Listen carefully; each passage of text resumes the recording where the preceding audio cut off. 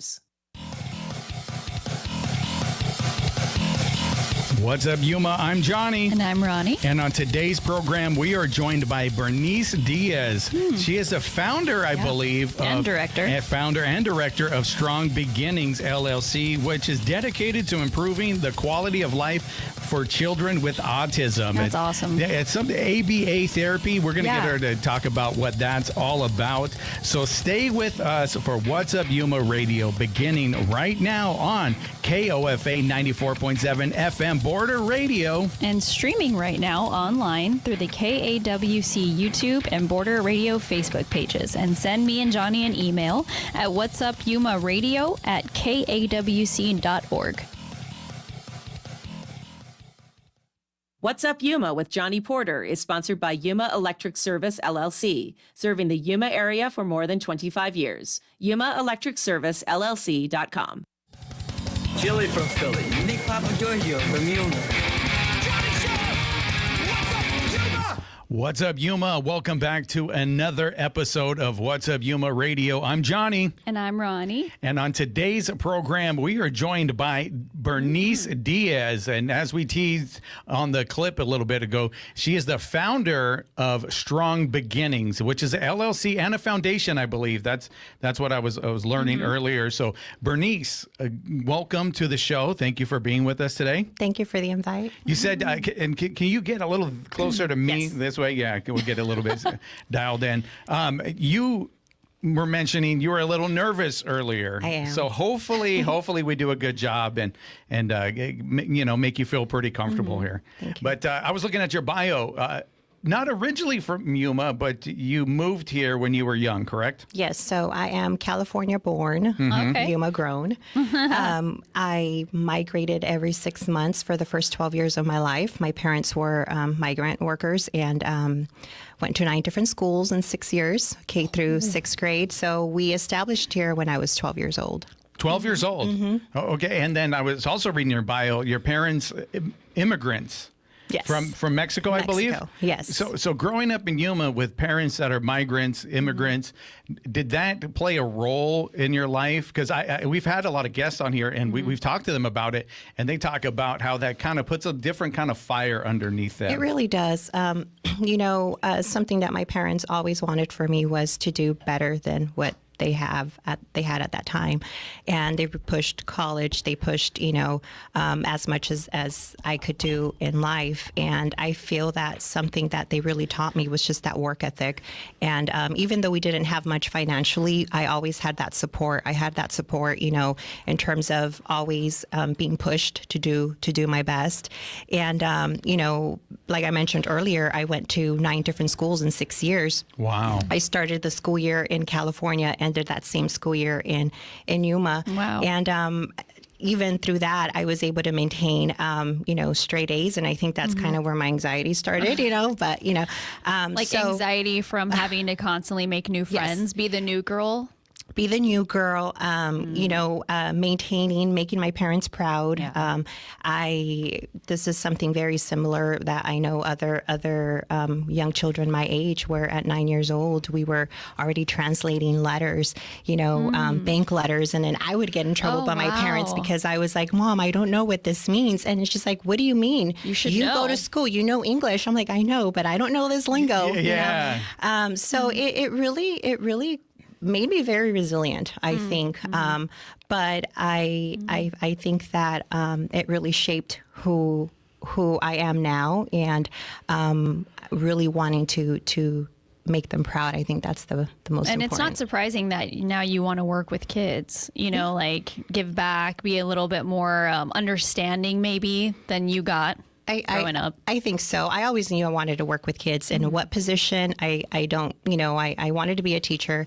That came true, and then. So as a kid, you wanted to be a teacher? I You did. kind of knew that already? I knew that. Okay. I love that. Yeah. I'm so opposite. I'm like, I do not have the patience. No. You know? Well, I'm not a very patient person. But I think, the passion is there. So that's where I get my patience from. right. Yeah. You can ask my daughters. I'm not a patient person. So not a patient person, but something when But a you teacher. when you're young, you're younger. Something about it said, I want to be a teacher. Yes. I want to teach people. Where do you think that came from? Sans the patience, like without the patience, where did it come from to be a teacher? Because you did, like you said, have to learn so much to be able to translate for your parents. Because I grew up, I'm part Mexican, but my next door neighbors, when I played with the kids, I found out that their parents don't speak English at all, at all. So I would have to go talk, and it's like, hold on, I got to translate. And I would see them get the mail and read it to them. When I was a kid, I was like, oh, wow. Yeah. This is We're a something different kind of breed. Yeah, yeah. And it kind of forces you into something. Yeah, I think, now looking back, I think being able to be the person or someone to support those children and families in need.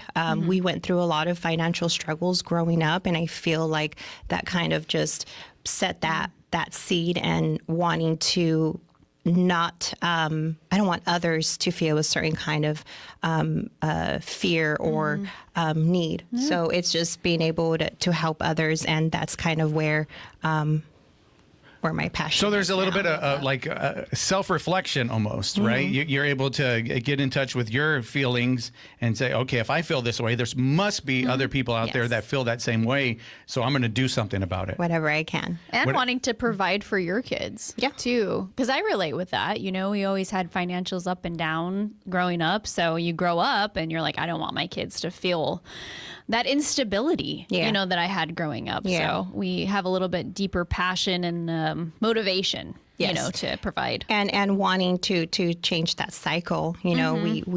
I'm very happy to say we did. We were military family we traveled for a bit in the beginning of our marriage. But I really tried the best to get my girls to have that stability. Yeah. I don't have much childhood friends, obviously, You didn't have enough I didn't time. have enough time. And I think I kind of just had that wall where, how am I going to make a friend if I'm going to move in 6 I months? get But, but luckily, as an adult now, I have a lot of people in my life. She's like, hey, everyone, I have friends. Friends now.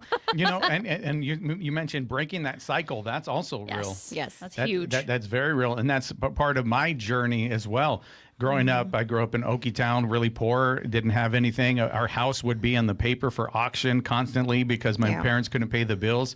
And so that maybe they didn't instill the value of money too well with me, but I knew what I didn't want. Yeah. I knew which way I didn't want to go. That's for sure.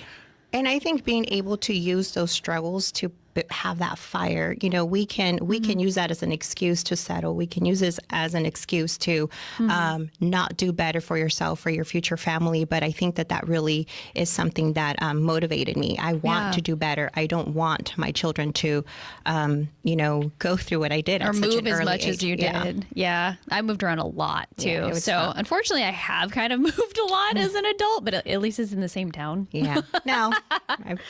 So your pursuit for education, did you go right into, like, you work with kids with autism today, right? Yes. That's the main goal. Did you go right into special education I when did. you went? Oh, right away. So when you went to school, you knew that was your career path, special education, and then later becoming a board certified behavior analyst. Yes. So that was off the jump. Yes. So I started working in a special education classroom at 19 years old. And Where? At a school district here in Yuma. Okay. At a high school. And it was a classroom where we had they called it a cross-categorical. They had a variety of diagnoses there, from autism to cerebral palsy, Wow. So is it more on the severe level? Yes. Then? Okay. Yeah. And that is where I knew that I wanted to do special education. So I went to school. I went to AWC and got my associates. Shout out AWC. Because right? we're here right now. We are. What? And luckily, there was a cohort that was starting at the time where they paid your bachelor's degree. Oh, nice. If you were a paraprofessional, a teacher assistant. So I did that and began teaching in 2006. I was teaching in a special education classroom, and I taught for about 5 years before I completely removed myself to go to school. We moved to Florida due to military orders.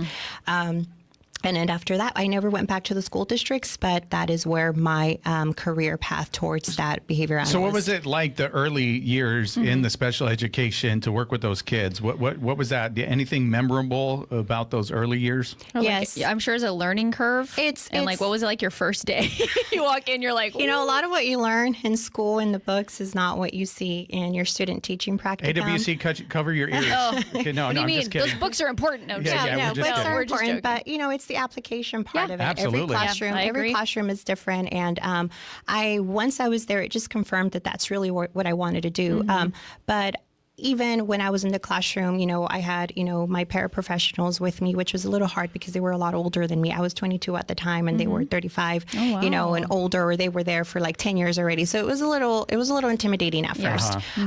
But as I got my experience and build those relationships with the parents and, you know, my students, it really kind of just, I still felt I wasn't doing enough. Like I couldn't, there were certain things I couldn't do in the classroom without it getting approved. So what does that mean? So take us to that. you know, just like funding and stuff. Funding. Yeah. So maybe you saw a need. You saw something that we could do this. This will be better for the kids, more advantageous for them. But the finances weren't there, or the maybe agreement from your superiors. It's kind of a combination. I felt like I wanted to really work with the parents and the families as a whole. And in the school environment, you're really focused on the child, but the parent component isn't always there because whether, you know, schools have policies, you know, we have, you know. Absolutely. So, or sometimes the parent doesn't want to be involved. Do you ever get that?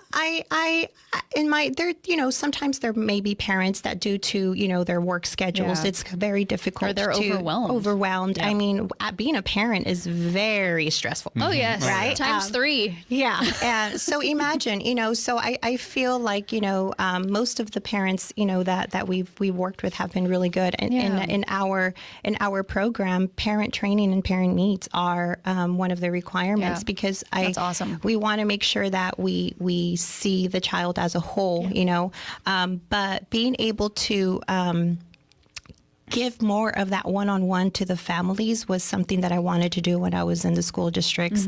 I worked in California, worked in Arizona in the school districts, but that's where initially I wanted to do speech pathology. But Speech pathology. yeah. So what exactly is what's speech?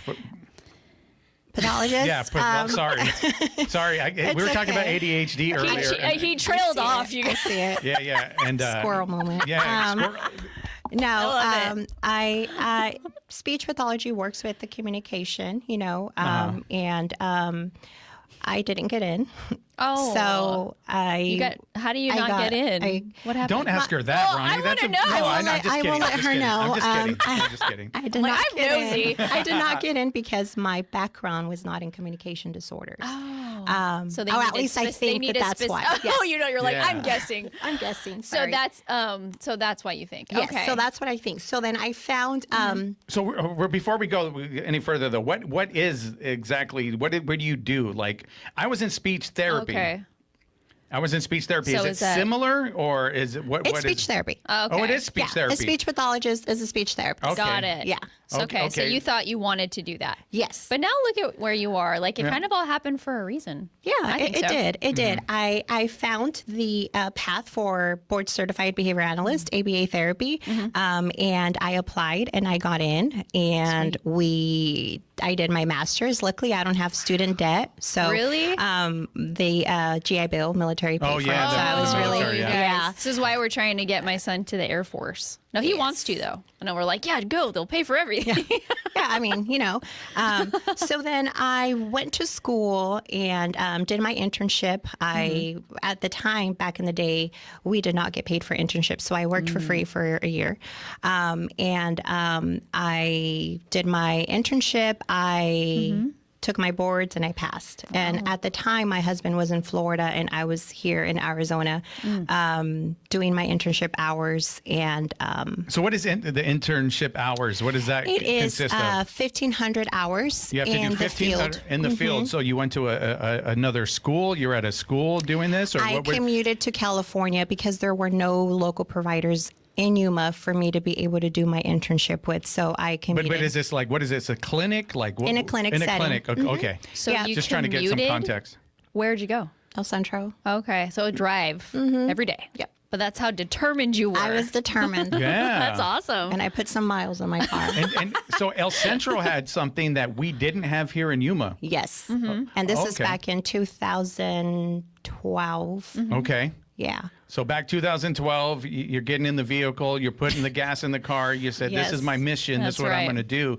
And what was it like working in that first clinic as an intern, not getting paid? You're like, I'm here and I'm showing up. Because I got to I say, showed up. Yeah. because I have to say, I'm going to go speak to a school in a couple of weeks. Asked me to go speak, and I called to my old mentor, Russ Clark. Yes. Which I sat under Russ Clark at K-Blue for 10 years for free. 10 years. If you really want something, you're willing to put in that time and that Sacrifice, effort. yeah. You know, and that's what I want to highlight to the kids when I go speak to them at the school, because that's really what it takes. And you did it. You did it. So what was it like when you got to the clinic and you're working for free? Was You that? know, I think that the motivation to finish those hours was what was motivating me. Obviously, we all go to work and get a paycheck every Yeah. 2 weeks. My motivation was getting my supervision hours signed. Yeah. So I did it. It took about 13 months to do it. I took my boards. I passed. My husband, then I moved back to Florida and then came back here again. But when I passed my boards, I couldn't get a job because there were no providers in the area, local providers. Okay. Wow. So I did my research and got the contracts, you know, were funded by insurances. And in 2014, after brainstorming so many different names, we established Strong Beginnings. Wow. And your husband's in Florida while you're doing this? He was, and he's back because I had our third child. Oh. And then he retired. So and- was that hard doing this without him it was. here? It really Yeah. was. It really was. But I have a good support system. My parents are here in town, so it really helped out. Did you live in Florida? I did for a bit. What was that like? Very humid.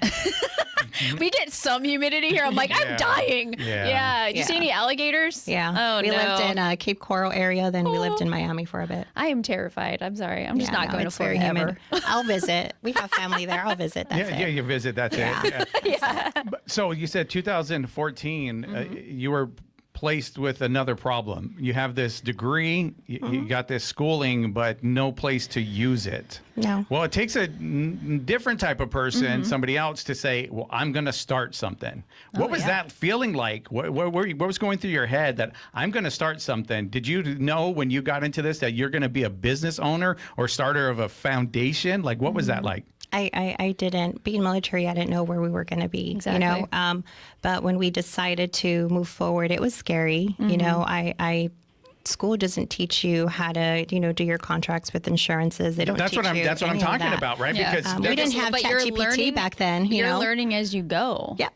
And you didn't have ChatGPT. She's like, I actually read books. I did. So I did my research. It was probably about a year and a half of just planning and really researching, you know, the requirements and all of that. So our first contract was with TRICARE and Blue Cross, and then from that we got, you know, all the state Medicaids and all. But it really showed me that there really are no limits. I know sometimes right. people like to say the sky's the limit. No, I think that you are capable of so much. And that's something that I hope that our young generation really understands, Go for it. Yeah, absolutely. So you're having to get, you still have to get clients, right? Mm-hmm. That's a whole other way of dealing with stuff. You have to go outreach and say, hey, we're a new business or we're a new provider, and we need to be able to work with people that need this. So you have to learn a little bit about marketing. You got to. Yeah. There's a whole plate. They don't teach you that, but Exactly, you're not taught. So that can be pretty scary. It is scary. You have doubts, but they say if your dreams don't scare you, then they're not good enough. You're not dreaming enough. So I think that being able, again, that support system, my husband has never said no to any of my crazy ideas. Mine either. I'm very thankful for that.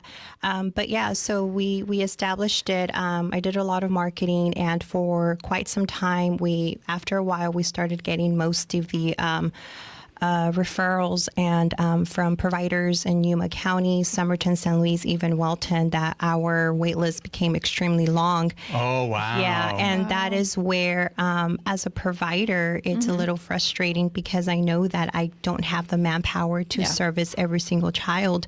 And that's where the Strong Beginnings Walk for Autism and event came about, because I wanted to be able to bridge that gap in the community between the service providers and the families. You saw another need. Oh, You yeah. saw She needs another more people. problem, and then you're okay. I'm going to find a solution. So you created this event to provide that solution. That's great, and we've gone a lot into your history. Now we're going to take a quick break, and we're going to come back from that break, and we're going to talk about what the organization is all about and some of the services you provide. Is that all right? That's perfect. All right, cool. She's all, I guess. Yeah, it's like I'm hostage here. That's it. So with that, we're going to take a quick break. We'll be back after a few messages right here on 94.7 KOFA Border Radio.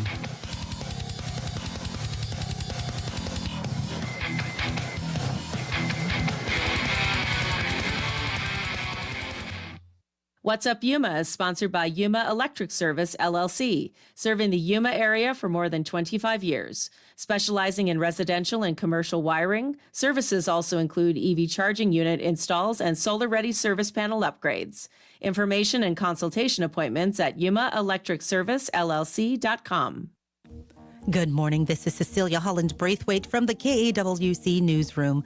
The weather forecast for Yuma calls for a mostly sunny day with a high near 109 degrees. Calm winds out of the south at 5 miles per hour, mostly clear tonight with a low of 84 degrees. Today is World Photography Day, a global celebration of the power of images to document, connect, and tell stories in ways that words sometimes can't. NPR station photographers share their pictures at kwc.org/NPR-news. Blood services provider Vitalant is hosting blood drives at Yuma locations on an ongoing basis. Every 2 seconds, someone in the U.S. needs blood. This could be a little girl in the ICU or a mother with stage 3 leukemia. Donations of all blood types, especially O, are needed. Appointments at donors.vitalant.org.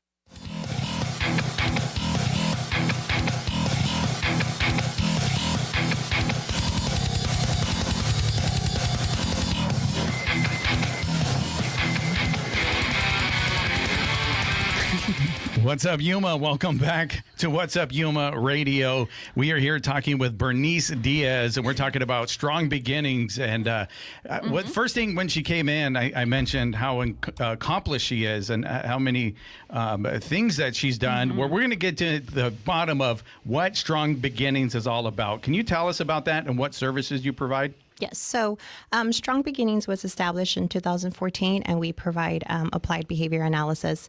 And what that is, when a child is diagnosed with autism, they are referred out to different specialty providers, speech, occupational therapy, and applied behavior analysis. So applied behavior analysis is the study of human behavior. So we work on, creating change socially significant change in children. We have a variety. The autism spectrum is very broad, level 1 and to like level 3.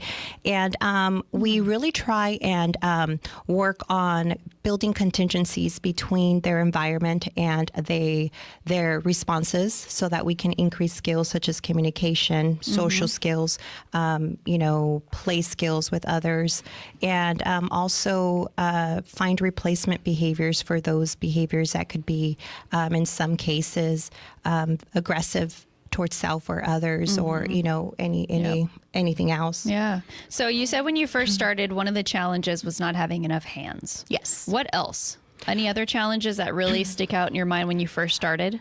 I think not having enough hands has always been Like the number one? The number one. Our wait list grew tremendously within a couple months. Well, it just shows you how many kids need this. Yeah. 1 in 131 is a current. Wow. Wow. Yeah. So not enough hands. Anything else? Like just growing pains, I guess? Yeah, finding the right providers. I think that we work with a very vulnerable population, that finding the right provider is always What does that mean key. for those listening, I think right provider? I think just those that are wanting to really be part of creating change. We work with children, and lives depend on us. So what I should say, what exactly is a provider? So a provider. Are you talking about somebody that works within the clinic? Yes. So like you? Like me. Yeah. So at our clinic right now, we have a location obviously here, and we have a location in Corpus Christi. Oh, cool. So we have a variety. We have board certified behavior analysts who are certified through the board and also licensed through the state. And then we have registered behavior technicians or behavior technicians who are the providers that provide that one-to-one service to the kids under the supervision of a BCBA. And the BCBA does the supervision, does the assessments. They do the parent training. Parent training is a very important component in our program. Like I said before, I feel having their involvement really is significant and vital in this treatment, and that is something that we really encourage.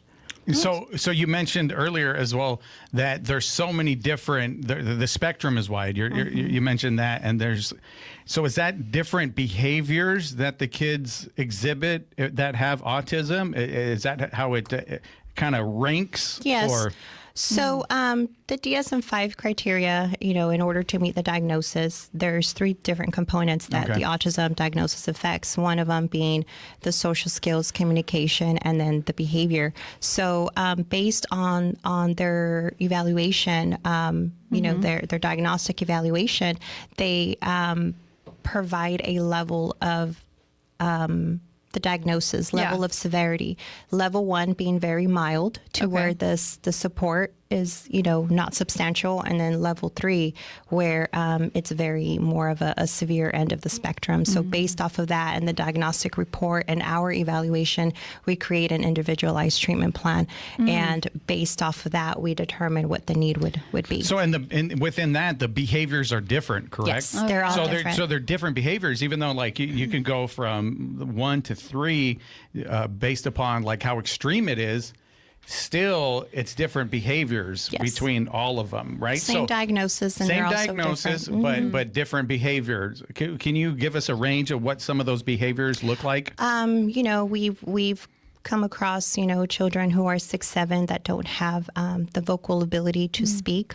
So we have to teach them. We use a total mode of communication where we teach them with the use of American Sign Language, ASL, or the assistive communication device, or teaching them, words, vocal speech. So obviously, most of these kids also have speech therapy. So we try and go with what they are using. Obviously, they are the main speech communication. So we do that. And in terms of behavior, we have children. We've seen in my 20 plus years, we've seen children who can engage in severe aggression towards themselves, whether it's the head banging or just hitting self or aggression towards others. And we have kiddos that don't have any of those behaviors, but maybe it's just that social skill component,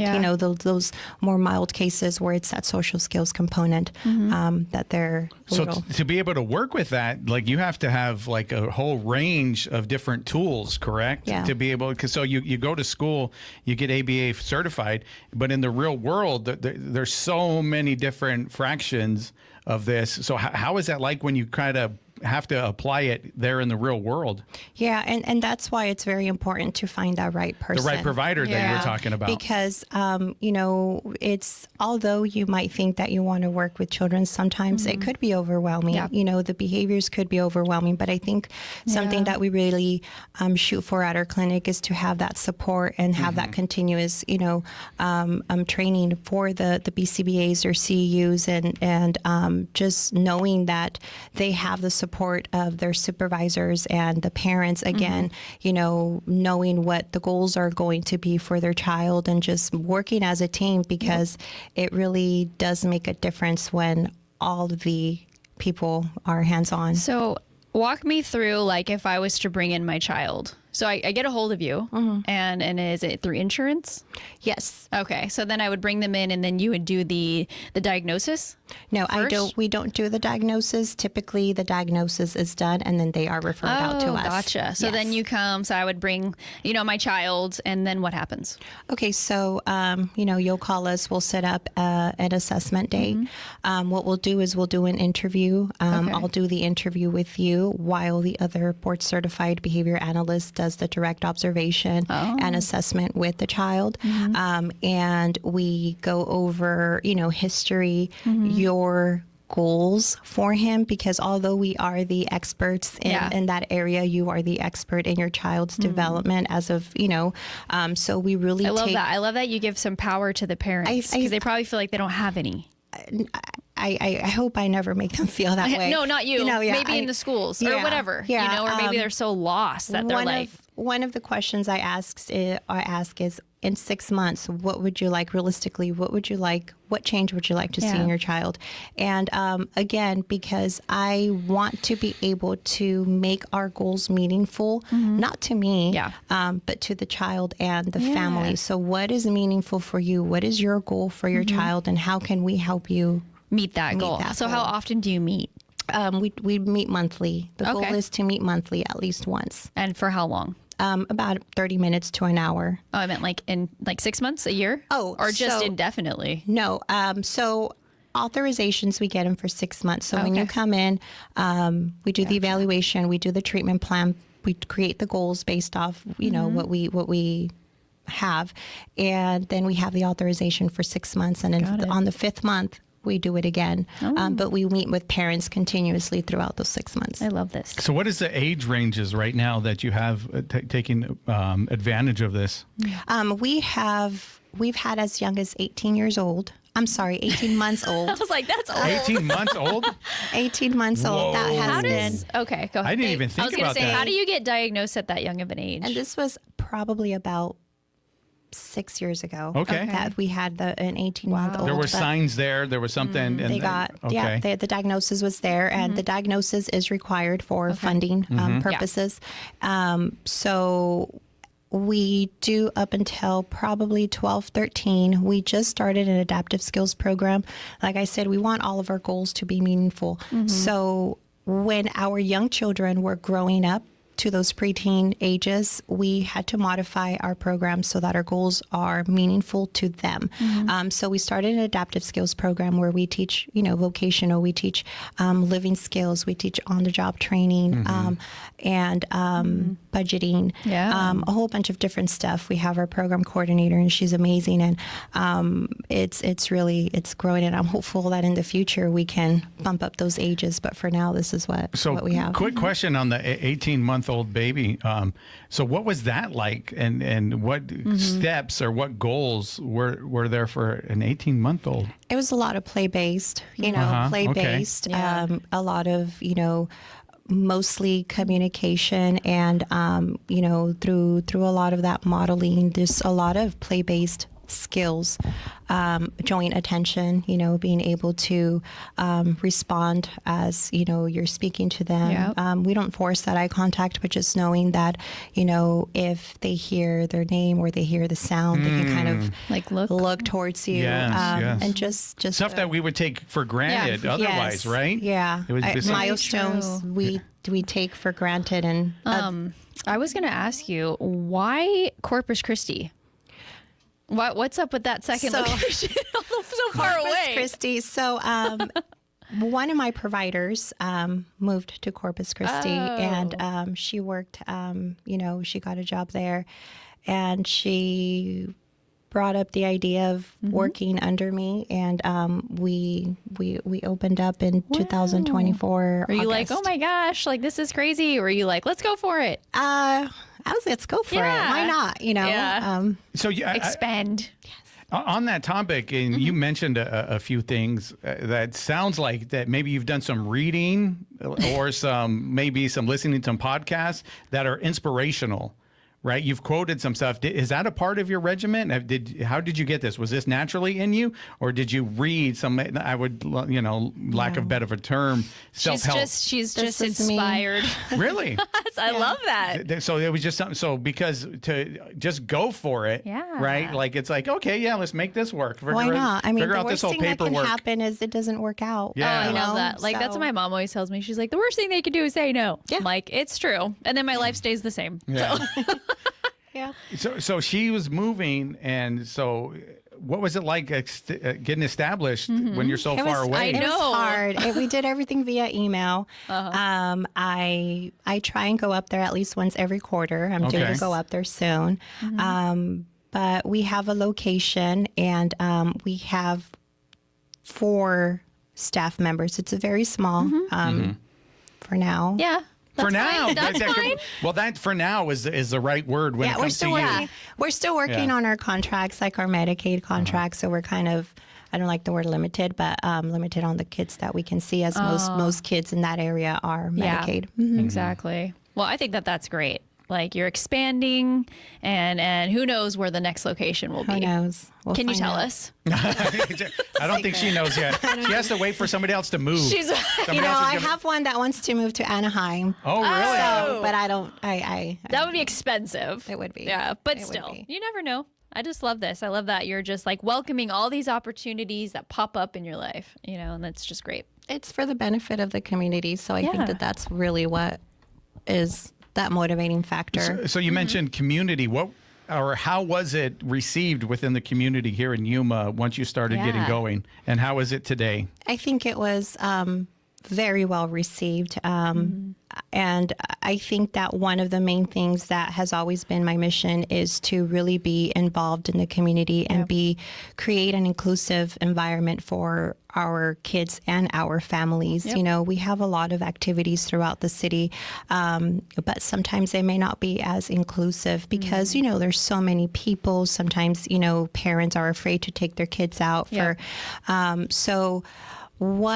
like I said before, I knew as a provider, it is frustrating to know that our wait list is extremely long. So the way that I don't like to focus on the problem, even though sometimes I get fixated on the problem, but I really wanted to normal. find a solution. And the solution was for me to bring all of these resource providers that provide services to children with special needs into one place so that the families are able to interact with them. So that happened in 2019. And actually in 2017, we did our first event.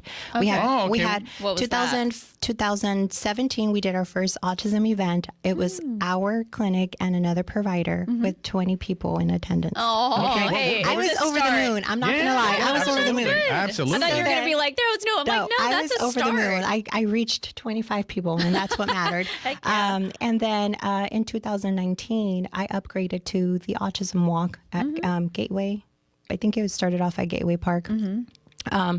And we had 250 participants. Wow. Okay. And You were like, whoa. 2025, we exceeded over 1,000 participants, and we had Wow. about 25 providers there. And Did you cry? I'd I- probably cry. I think I'm always on the go, that I don't ever have the time to step back and kind of look at everything. But when I see those videos, it's very heartwarming to see the smiles. Yep. And that is my why God-given you're- purpose, that's I right. think. So if I did something, I hope that, that the community is appreciative Yeah. of that. And hopefully when I'm long gone, it Well, still it sounds continues. like it when 1,000 people show up. It sounds like the community is appreciative. They want to be involved or figure out a way that they can support. I have a question though. What was that first event? Like, what was it? Like the first thing that popped in your mind? We want to do an event. What was that? So we wanted to create community within the families, and we actually had it at the Friendship Park. I think that's where the tower is. And my goal was to just bring the families together. Gotcha. Okay. So we did it, and then my But I mind. think that's really important because you want to connect maybe other parents with other parents. Like, hey, I get your struggle. Well, I yeah, get not the alone. struggle. Yeah. Like You're not alone. You're not Yeah. alone. And you could feel alone when you're yeah. deep into it and you're dealing with the struggles. Yep. To be able to do that, like you said, provide an event to bring them together so they can like, oh, you too? Yeah. Oh, you deal with that? Yeah, Oh, and get okay. phone numbers and yeah, stuff. that that brings sense of belonging too. Like, belonging. It brings relief. Fellowship. Yeah. Yeah. I think that's a great idea. So- yeah, you helped 20 people I have 20 people. and then it blew up. Yeah. So then how did the inspiration for the walk, how'd that come about?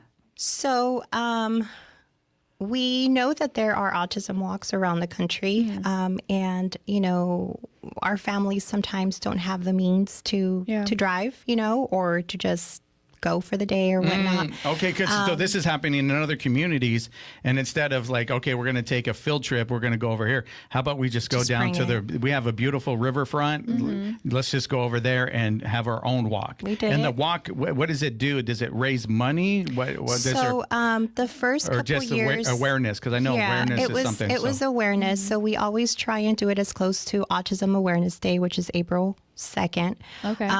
And we don't charge for the walk. It's free to the community because I don't want the finances to be an obstacle Yeah, to not yeah. attend. That's awesome. But that is where we brought in and established the Strong Beginnings Project, which is our nonprofit. Okay. So with that, we are doing fundraisers, and now our main event is the Annual Autism Walk, which will be in April. So this that year. walk that's coming up in April, there is a way if you want to support financially. Now that you have the new nonprofit, you could go to the walk. The walk is free, but there's a way that you could give back. Yes, we will be kind of posting different ways to give back. We're still in the planning process, but we. Oh, so you're working on those details right now. Okay. Yeah. Oh, we all right. already got the place. Cool. It'll be at Gateway. Can I say the date? Yeah, absolutely. yeah. April 11. April 11th, 11th, everybody. It's a Saturday, April 11 or April 12. Okay. That's Saturday. I'm gonna look it up real fast. Look Keep it up. going. Yeah. So we are in the reason why the Strong Beginnings Project came about and why we called it the project is because I always, our team has different little projects, to build awareness, to raise funds. So we are currently in the process of planning a couple things. Oh, so you have more on the horizon. Yeah. Not just the walk. It's more not just stuff. the walk. It's a lot of Oh, fundraising. it is April 11th. You were April right. 11th. I was right. Thank you. So you can't tell us a little bit about that? We're going to be in suspense. We got to bring you back another Like time. yesterday? You'll Tell have us to more. bring. You'll have What to is the bring point? me The back. suspense on this show. Mr. Ann is like, I have a full calendar, but I'm not telling you a thing. We're like, what? Yeah. We have our website. Everything's there. We're Okay. very transparent. We have our website, but we still confirming the location. So once that happens, I'll let Okay, you guys know. you'll give us more details. So can't. if there's a family member out there that has somebody that's affected by autism, how do Yes. they find out more information? You give your website and the process to get involved. So currently, we have our grant application open. So You said a grant a grant application? application go ahead. open. So the month of August, our grant application is open through the nonprofit. So what that is, the main goal for these funds is to be used again, because I not only am I not able to provide every child with services? I want to be able to provide families with any assistance that they need. So the funds that we raise go towards some children need assistive devices, whether it's for communication, whether it's adaptive car seats, you know, all of that. I didn't even think about that. Car seats. Car seats, strollers, you know, it's just many different things. So sometimes they're not funded by insurances. So we are wanting to give the opportunity for them to apply for these grants so that we can provide also travel expenses. We know that a lot of our families travel outside of Yuma for specialty care, for diagnosis care, and sometimes but they most likely have to not work for the day, lose on, Get a hotel. get a hotel. Get a hotel. They got to Which are pay like gas. crazy expensive these days. Yeah. So we help with that. And then we also want to provide scholarship opportunities for providers in the area. So we want as many providers, you know, whether it's speech that they want to do, occupational therapy, special education teachers, we want to be able to provide those scholarships to them. So, So how do you apply for this grant or our scholarship? website, sbprojectaz.org, is there. And, like, is it? And there's an application process. If they have Facebook, they can go on our Facebook, the Strong Beginnings Project. The link is there, but they can apply. They have up until the end of the 31st, August 31st. And this is our first round of applications. So there's ways to get involved. So insurance, but if insurance doesn't cover some things, that's what the grant, these scholarships, Which is these are there for. We do have some families that don't have insurance, or sometimes if they're on specific Medicaid plans, not all the providers That don't accept provide it. that Yeah, Medicaid. exactly. You know, so we are wanting to be able to help with that. I'm super impressed. Very impressed. I am very impressed. I am Yes. so glad you came on and you were like our only guest, so we could just talk to you forever. I don't want you to leave. Don't leave. Don't leave. Can Don't we just leave. hang out all the time? Like, you're just so calming and nice, but your heart is so pure. Thank I you. just love the work that you're doing. So thank you so much. Yeah, and you Thank came. You you. came in nervous. There You're was nothing totally to be nervous cool. about, right? I know everybody's watching. It's me and you, Johnny. Yeah, So, like, well, there's millions You and guys millions have of that people. common effect there's on millions me. of people. We always say it's no. Yeah, who was Number it? Hold one on. podcast in the world. Let me check real quick. There was the organization where I originally heard from you or heard about you. I got to do this on live radio. Sweet Dreams. Sweet Dreams. And what is that? I don't know, but it's cotton candy, slushies, and stuff. But anyway, I think she works for you or works with you. Oh, okay. And she said everybody's watching right now. Yeah, everybody's going to No be watching. nerves. Yeah, No nerves. No nerves. But what you just gave Yuma so much information about things that I had no clue about, you know, and it's so prevalent in today's age. So You know, I think that, you know, being able to do this, it's really an honor. And, you know, I'm really thankful to the families that trust in our services, Exactly. and to those families that we can't just quite service yet, like know that it's frustrating. It's as a provider, it is frustrating, but we really do try our best. Yeah. If I had the manpower and the right people, I would definitely service every one of you. Hopefully, that's maybe right. somebody out there is listening right now Yeah. that could help with the manpower or the providers or whatever it Exactly. takes. I know, and I told you off air, there's somebody that wants to start a school for autism. Here, I can't say much about it, but so hopefully all that comes together. And shout out to Royalty Barber. Yes. Yeah, Oh, yeah. you familiar about with him? that? Yes. So I am familiar with them, and we are in the works of something. So oh my goodness, everyone's suspense. Okay, so yeah, we don't get any more details than that. Yeah, well, he was one of the first Yeah. that when I He was at our walk. Oh, he's at the walk. We love him. He's so great. When I was putting the show together, he was one of the first persons I told, like, I'm going to have you on. You're going to be on. I love what you're doing. Yep. Great, because, you know, if you don't know, if you didn't watch that episode, shame on you, first of all. But second of all, he cuts hair for the kids with Yes. autism. He'll spend time. We had an event to go to. I invited him to an event. He was there an hour late because he had a 2.5 hour haircut Yep. with one kid. He will spend Yes. hours with one child. And I feel like, you know, we had that proclamation signed this April, you know, where it's really important for business owners in the community to be, you know, I want to be able to have that, provide that awareness. And like I said at the walk, with awareness comes acceptance, and with acceptance comes inclusion. Yeah. And then with inclusion, everybody feels as part of a community. Yes. So I think that that is amazing that he does that. And I hope that, you know, other businesses, That's you know, right. even for young adults, you know, that is one of our goals with the nonprofit, is to be able to provide young adults with the opportunities to have a meaningful life. We all need meaning That's right. in our life. That's right. So being able to provide that to them by, you know, doing, you know, on the job trainings or just whatever it may be, I think that's very, very important. And we have a long way to go. We do, but you're have a- helping start the road. I And hope this is so. Why, this is why Johnny thinks you're like Yoda, because you just said something. You know, she's Oh, like, yeah, she's acceptance like- brings this. And then he's like, who she's did you just listen like, to? Where did this come from? She's like, it's me. What are you talking about? I'm like, you're my new mentor. Yeah, so Okay. I'm gonna put quotes of yours on my Facebook page. He's and stealing it's like them. people are gonna be like, "Who's she?" Bernice, like, you don't know her. You need to give You her know, the-" like I told you earlier, if I wasn't such an introverted person, Yeah. I would start a podcast. And then what did we say? What? What did we say? Most podcasts Oh, yes, are. Most introverted. radio, every radio personality, and even Totally. the podcasts are introverts. I'm an introvert. Me too. Like I don't like to be around people. Me Like, neither. dead serious.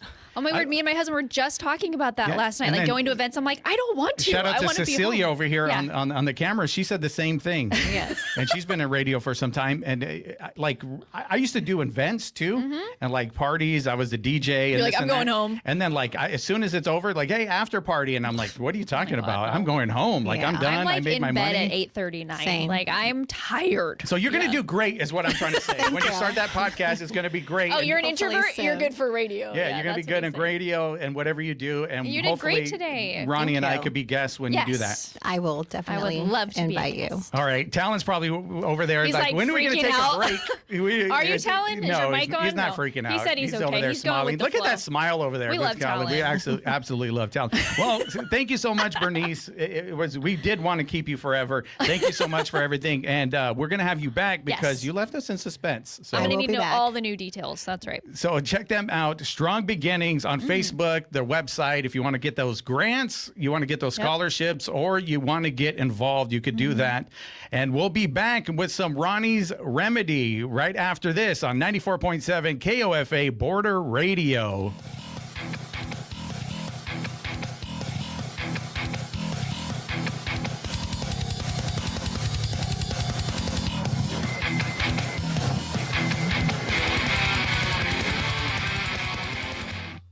What's Up Yuma is sponsored by Sunrise Cleaning, serving the Yuma area's residential and commercial cleaning needs.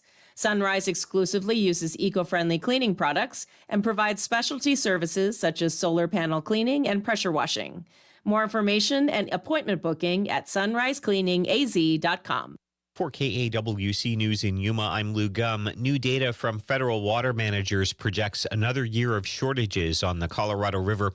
KUNC's Alex Hager reports the dry conditions mean less water gets delivered to some users in Arizona and Nevada. The first shortage declaration was issued in 2021. It's been in place since then and just got extended into next year. Cynthia Campbell is a water law researcher at Arizona State University. She says policymakers should have been drawing up long-term adaptations to climate change. Instead, they were waiting for more water to come and turn things around. If they were betting on that, then they're losing because it is continuing to march on. Mother Nature is continuing to march on, and we're continuing to see declines in the system. The 7 states that use the Colorado River are in the middle of negotiations about how to use less water in the future. Campbell says she's still waiting to see some courage about making the region's water use sustainable for years to come. I'm Alex Hager. Those who care for the environment have an upcoming opportunity to take action. Friends of the Lower Colorado River will be hosting a river cleanup at Gateway Park starting at 6 a.m. on August 24th. Supplies will be provided, including water, trash bags, and gloves. Volunteers are asked to wear comfortable, breathable desert clothing. This is folk singer Michael Jonathan. On this week's broadcast, we're exploring the world of country music from the heart, not the chart. From Minnesota, Eric Koskinen. And from the hills of Virginia, Levi Foster. Oh, and wait till you meet this week's Wood Songs kid. All this and more on this week's broadcast of the Wood Songs Old Time Radio Hour. This evening at 7 p.m. on KOFA Border Radio 94.7 FM. Today's day sponsor is Better Business Bureau, dedicated to helping businesses build customer trust and maintain a positive reputation. Earning the BBB seal displays a commitment to ethics and customer service, and accreditation provides access to valuable resources, exclusive programs, and a supportive network of like-minded businesses. Learn more at bbb.org.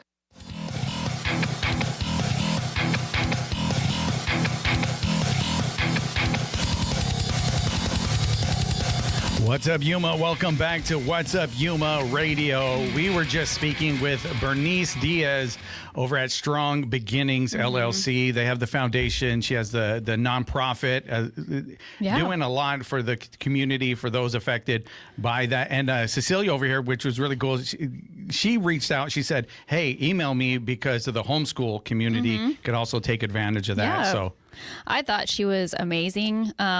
And like we said, it's funny how the ones that are nervous are always like the best. yeah, she did great. She there was no emailed me nerves. yesterday. I'm so nervous. And I was like, dude, you're going to do fine. Yeah, she was talking about having panic attacks earlier. And I'm like, oh, that's going to be Don't do it on air, girl. That's going to be a first for the show, a panic attack. We've had like 6 people cry, so that's been a theme, but not Including a panic. MMA guys. Yeah, not even. Yeah, that's true, huh? Yes. Yeah, the toughest guys are on here. But I love it. They get so emotional because they're so passionate. Yeah, that's why absolutely. she was great. I can't wait to have her back and all the things that she's doing. Yeah, and so she left us in suspense like yesterday's guest, so we'll find out. We don't get any info over here. No. We should have that in a contract. You had to spill the beans. No. We literally brought you on for info, and you don't give us any. Yeah, no, not going to happen. You're not coming back. But as teased, we will get into one of Roni Remedy questions. Yeah, Ronnie's Remedy. Ronnie's Remedy. The advice column I write is called Ronnie's Remedy. And like I said, I like to surprise Johnny with a random question. He's totally caught off guard. No. Doesn't know what to think. I don't know what to. I don't know. He doesn't. It's seriously a shock. It's a shock. But you always do great. Okay, thank you. I appreciate that. But we'll see. She's like, there's a first time for everything. You will bomb at some point. Horrible today. It could be absolutely This awful. is one I think is very interesting. Okay. It's very prevalent. Okay, so it says, Dear Ronnie, there seems to be 2 schools of thought regarding whether to give money to people asking for money on street corners or not to give them money because they'll use it for booze. If I see someone and I have cash on me, I'll more often than not stop and give. I figure they can do with it what they want and it's none of my business. There are a lot of people who believe all of these people are scammers and I'm just contributing to their laziness. What do you think? So wow, so you're That's a good asking one. me. That is a good one. Because I don't know your thoughts on panhandling. Yeah, so I got to say, as soon as I get off the freeway here, there's one. There's always at the same corner over there off of 16th when you get that freeway off ramp. So do I give money? I don't normally. I don't. Now I will, but just not to the ones that are sitting there, right? I kind of agree because I'm in traffic. You know, I'm in traffic. I got to roll my window down. Like I got to do all these things. But what about if you're like in the a shopping parking lot? So there's been some that I have done that in the shopping parking lot, right? Sure. So, but what I stopped doing is there's one guy that's always at the Fry's with his dogs. I go to Fry's. Yes, and he's always there with his dogs, and it's every day. Like he goes around. So I'm like, okay, well, you got these dogs. Yeah. You're doing this every day. Yeah. You're an able-bodied person. I could see you could get around. You're out here sweating. So then it's like I just stopped giving him money. I'm like, you did. Yeah, I did once, but then it's like, no, I'm not going to do that anymore. And he was like, well, I'll wash your windows, like this and that. So I guess that's a form of working. But I just like, wait, something doesn't feel right anymore. You're here every day, and so I stopped. But look, I would tell that person, I guess, according to your conscience, do it according to your conscience. Like I don't think there's a right or wrong. I agree. Yeah. But if you feel moved, if you feel the need to do it, I know it's Grayson. kind of like base by base cases. Cases. That doesn't mean base by base case. Like my husband will give money to everybody. You know, now me back in the day, I'd be like, no, because like I want all the money for me. As I've gotten older and more mature, like I like to share. It's giving back. I don't really care what you do with it. It's not my business. But you're in need. so, but I usually don't carry cash. That's my problem. Yeah, and that is another. we don't have cash on us as Correct. much as we used to, right? That's so, right. So there has been that time, but like the ones, again in traffic when they sit there, I just feel weird. Like if the Me light too. turns green, Yeah. and then I'm holding up, and Everyone's they're there mad at the behind camera, me. and then what I do, like, gotta toss the change. And be like, can fly away. Yeah, here you go. I gotta go. Like there's people behind me. So typically those are typically been the ones that have been scammers. Yeah. And, I actually know some people that instead of giving money, they'll like take people grocery shopping. Oh, They really? will. They'll say, you know what? I don't really trust what you're going to do with this. So why don't I take you in the store and we'll grocery shop? Interesting. And some people say yes and some people say no. So there's all sorts of ways to give back, but my views have changed. I used to like always be like, no to panhandle. And now I'm like, okay, they're just trying to scrape by. Like they really are. And could they get a job? They probably could. Yeah, maybe. Yeah. Like I used to go when I was talking about going for walks at the river when I was talking to the heritage area. I got to know a lot of the homeless people that lived back in there in the little bushes and stuff. And they would come up every 1st and 15th or whatever to go get their checks. Yeah. And they would tell me, like, we just don't want to work. Yeah. Would At rather least they live were down honest. They were honest. Yeah. And I was like, well, okay, I can vibe with that. I remember the first time I saw one of them, they were like, hey, do you want some candy? Like, swear to God, like this. You're and like, that. what's in it? And I'm like, actually, I do. I'm a fat kid. Like, I'll take candy. And I went into this little thing and I got candy and we became best friends. All right. Johnny befriends the homeless. Yeah. I will. Yeah. Like, There's but nothing wrong with them. do according to your conscience. That's what I'll say. I like that definitely. question. Yeah, thank you. That was a great question. you're And I welcome. think, did I do good? You did great. Okay, We answered good. all angles. All right, good. And with that, What's Up Yuma Radio is a production of KAWC, Colorado River Public Media. We broadcast from the studios in the Matador Activity Center at Arizona Western College in Yuma. We want to thank our engineer, Talon Gonzalez, along with Anthony Ornales, Juan Garcia, Dave Reek, and Cecilia. Thank you, guys. And you can find out more about KAWC at kawc.org, on Facebook at KAWC Radio, and on the KAWC app. Stay tuned following our program for KOFA Midday Music. And on tomorrow's program, we're going to have Brooklyn and Julia from Golden Hour Lactation. They're going to be talking about breastfeeding for new moms. And also David King from Vista High School. Awesome. And you can listen to the podcast version of our program and check out past episodes at kawc.org/podcast. That's What's Up Yuma Radio. And email us some questions we can answer at whatsupyumaradio@kawc.org. All right. Thank you guys for listening. Yay, we'll be thank back you. tomorrow again. Oh, David King, he's the principal of Vista. Forgot to mention that. What's Up Yuma with Johnny Porter is sponsored by Yuma Electric Service, LLC, serving the Yuma area for more than 25 years. YumaElectricServiceLLC.com.